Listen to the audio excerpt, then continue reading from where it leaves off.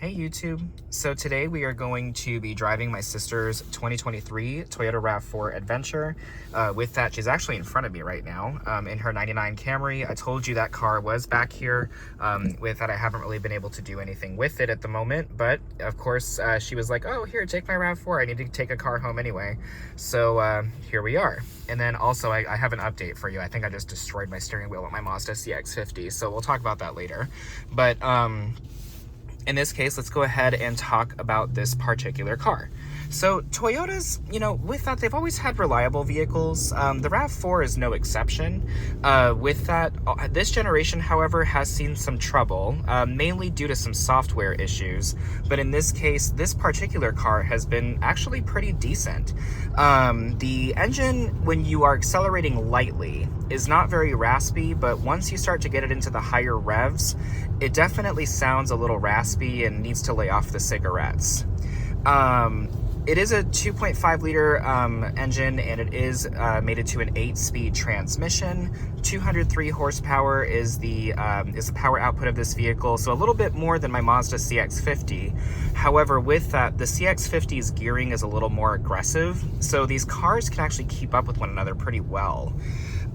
In this regard, the interior is very well put together, at least for Toyota standpoint. Remember, if you guys have had a Toyota in the past, that is a 2007 to like 2014, basically you could pull the interiors apart like a jigsaw puzzle, and quite frankly, it was markedly annoying, especially for the price that you'd be paying for the name.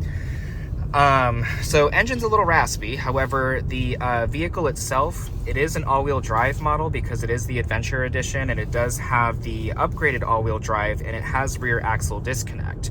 So this car is actually able to achieve upwards of 34 miles a gallon without a hybrid system on the highway, which is actually rather impressive considering all-wheel drive or four-wheel drive, of course, will weigh the car down pretty significantly.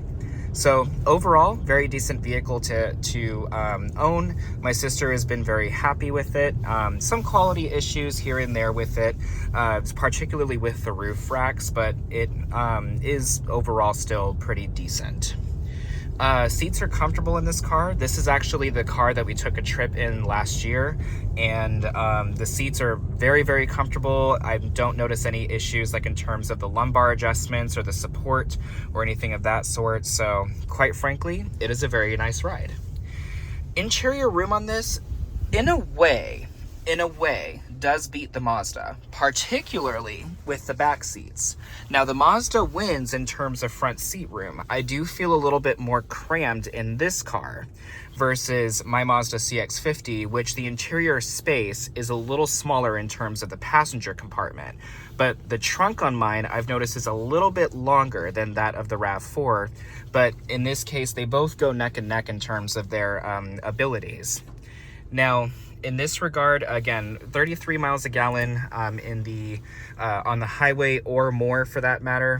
My sister also is not a light driver. She's definitely one that does tend to, she drives fast. We'll just say that.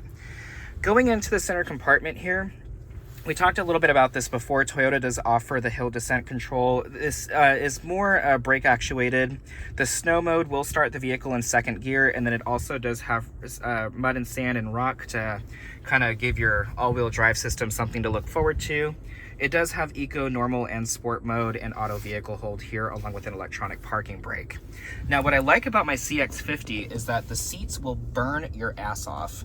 This one, not so much, and it only offers the high and low, so this is taking more of like the Subaru Forester route, but still, it is pretty comfortable in here, and again, like if you're needing to warm up, of course, why not? This is actually a pretty decent vehicle to do so. Lord have mercy, these lights.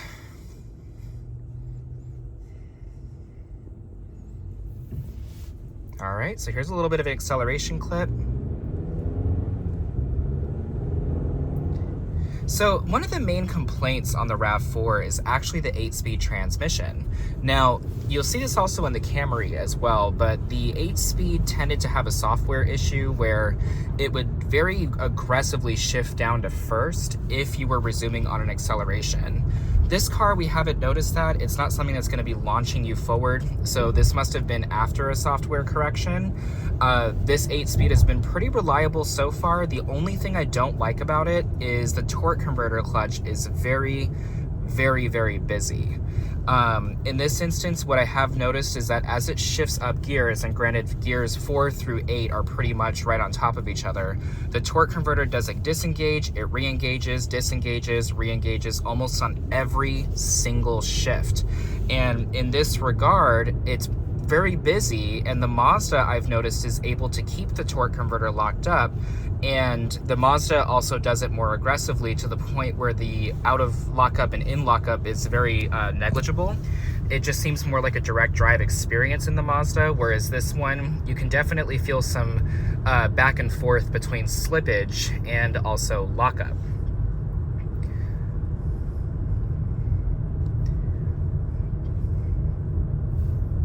My sister is probably losing her mind right now. She is driving the Camry in front of me, and she's like, for one, you're driving my new car, and secondly, this Tesla in front of her keeps braking, and I can see her. She's like mad.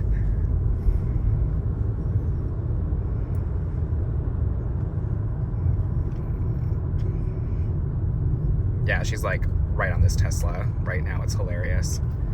Alrighty, so let's go ahead and we're gonna get on the highway.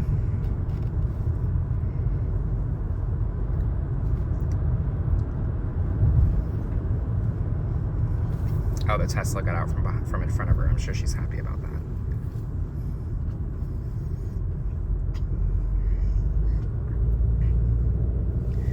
One thing I did notice about this 8-speed though is it's not very like clumsy. It does feel a little sure-footed despite the torque converter lockups, but in this case it doesn't really feel like it gear hunts, so that's actually really nice. Oh dear. Okay, well, we're not going fast apparently. Alrighty guys, so now we're going a little faster. Woo! So as you can see here, you guys notice after every shift there's a slight RPM drop. That is actually the torque converter lockup clutch re-engaging, and then of course it'll disengage, re-engage again. So that's what I was talking about in terms of the torque converter lockup being a little bit on and off situation. On the highway though, it does very, very well. In this case, it feels very sure-footed. It's not too playful, but it allows some play, and it's a little less planted than that of my CX-50, but it's not at all like feeling like I'm going to be throwing the car all over the road. Suspension does a good job in terms of absorbing the bumps. It's not something that feels like it's fighting me. Now, the one thing I do like though is that this is not the electric motor in the back all-wheel drive as Toyota's starting to do with some of their models, especially their hybrids. The reason why I say that is because after having driven one of those particular vehicles, I noticed that there's competition between both powertrains. This one, it feels like everything is working together, which is good. That's what you kind of want it to feel like, and you know, with it, it doesn't feel like the back end of the car is fighting to figure out what the front end of the car is wanting to do. So in this regard, I do like the fact that this vehicle does feel very sure of itself, and with that, it's a little bit lighter on its feet than that of my CX-50, but still overall feels nice and well put together. Passing power is okay. I mean, you're not going to get a ton of power from this, but it does a good job. What just drives me crazy is that torque converter keeps disengaging and re-engaging again. And I know it's a normal behavior of these 8 speeds, but it can be markedly annoying.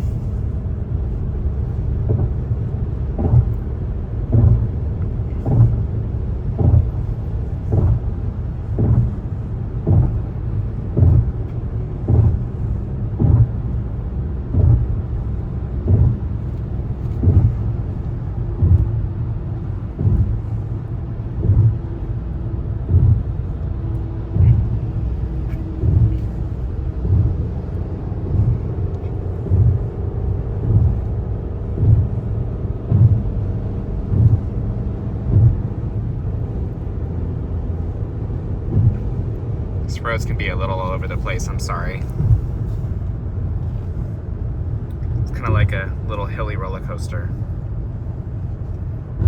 But yeah, as you can see here, it's very decently driving. I really do like this vehicle.